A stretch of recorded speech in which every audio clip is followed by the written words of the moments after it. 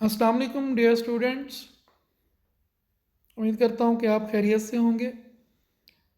आज हमने chapter 8 dynamic equilibrium का जो टॉपिक स्टडी करना है वो है कॉमन आयन इफ़ेक्ट।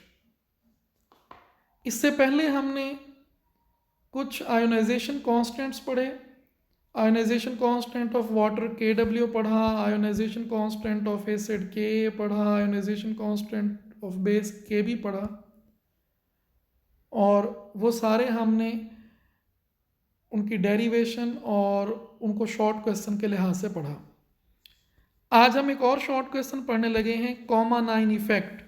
ये भी बहुत इंपॉर्टेंट शॉर्ट क्वेश्चन है। अक्सर इसकी स्टेटमेंट होती है what is common ion effect, give example. तो कॉमन आयन इफेक्ट की डेफिनेशन है the decrease in the ionization of a weak electrolyte by adding common ion from outside. decrease in the ionization of weak electrolyte by adding common ion from the outside। यानी हमारे पास अगर किसी weak electrolyte वो होता है जो कम ionise हो, जिसकी ज़्यादा आयोनाइजेशन ना होती हो। तो अगर हम कोई वीक इलेक्ट्रोलाइट लें और उसके अंदर बाहर से कोई कॉमन आयन यानी जो इलेक्ट्रोलाइट में भी हो और बाहर से भी ऐड कर दें, तो उसकी वजह से उसकी आयोनाइजेशन में कमी आती है। इस आयोनाइजेशन में कमी के इस फिनोमेना को, इस इफेक्ट को हम कॉमन आयन इफेक्ट कहते हैं। It is actually the application of Le Chatelier principle. ये भी वही है कि आप कंसंट्रेशन से किस तरह रिएक्शन को फॉरवर्ड या रिवर्स करते हैं। तो डेफिनेशन उसके बाद बताएंगे कि ये एप्लीकेशन है ली शैटलियर प्रिंसिपल की, और उसके बाद एग्जाम्पल्स। पहली एग्जाम्पल है purification of sodium chloride. Ionization of sodium chloride is suppresses, means decrease, by passing HCl from the outside through Na solution due to common chloride ion। इसका मतलब ये है कि अगर हमारे पास NaCl का सोल्यूशन है, यानी NaCl सॉलिड था, उसका सोल्यूशन बनाया तो सोडियम आयन बन गया और क्लोराइड आयन बन गया। अब इस सोल्यूशन में अगर हम बाहर से HCl गैस पास करवाएं, तो जब HCl आयोनाइज होगा तो उससे भी हाइड्रोजन आयन बनेगा और क्लोरीन आयन बनेगा। अब क्लोराइड आयन क्योंकि दोनों में मौजूद है तो हम कहेंगे chloride ion is the common ion. अब इस क्लोराइड आयन की कंसंट्रेशन की वजह से जो सोडियम क्लोराइड है उसका रिएक्शन रिवर्स होना शुरू हो जाएगा, क्योंकि कंडीशन कुछ इस तरह डेवलप हुई, जब आपने HCl ऐड किया तो इट मीन्स आपने क्लोराइड आयन ऐड किया।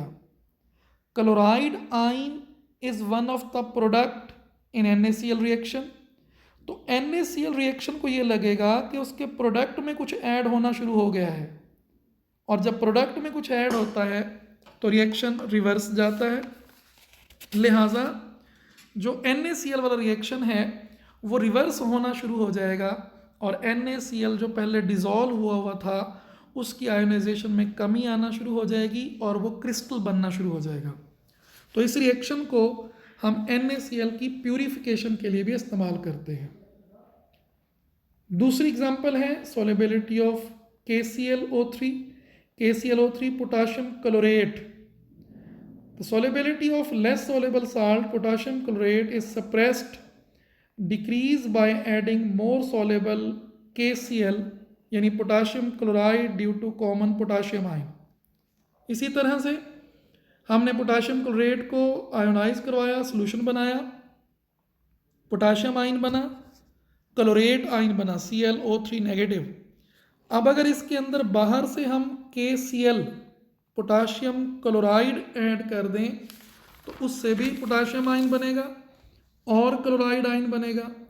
तो इस केस में पोटाशियम कॉमन है, यानी ऐसा आयन जो दोनों में है उसको कॉमन आयन कहते हैं। अब इस पोटाशियम आयन की वजह से ऊपर वाला रिएक्शन रिवर्स होना शुरू हो जाएगा क्योंकि वो वीक है। तो ये भी याद रखिएगा, जो दोनों में वीक होगा वो रिएक्शन रिवर्स होगा, उसकी आयोनाइजेशन में कमी आएगी। तो KClO3 क्योंकि वीक है उसकी आयोनाइजेशन में कमी आएगी, तो हम कहेंगे जी KClO3 की सॉल्युबिलिटी में कमी आई है due to common potassium ion. तो ये दूसरी एग्जांपल है। इसी तरह आपकी बुक में दिया हुआ है कि अगर H2S का सलूशन हो, उसमें हम HCl पास करवाएं तो कॉमन हाइड्रोजन आयन की वजह से H2S की आयनाइजेशन में कमी आती है। चौथी एग्जांपल लिखी हुई है अमोनियम हाइड्रोक्साइड की NH4OH की, वायोनाइज होता है NH4 पॉजिटिव OH नेगेटिव बनता है।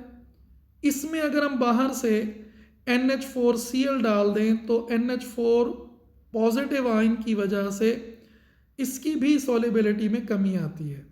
तो बुक में 4 एग्जांपल्स लिखी हुई हैं, मैंने जस्ट 2 एग्जांपल यहाँ पर एक्सप्लेन की हैं। ये एक शॉर्ट क्वेश्चन है, what is common ion effect, give definition and example. दो डेफिनेशन लिखी और 2 एग्जांपल्स लिखी हैं। बुक में 4 लिखी हुई हैं, तो अगर आप 2 लिख देंगे तो ये आपका क्वेश्चन कंप्लीट हो जाएगा।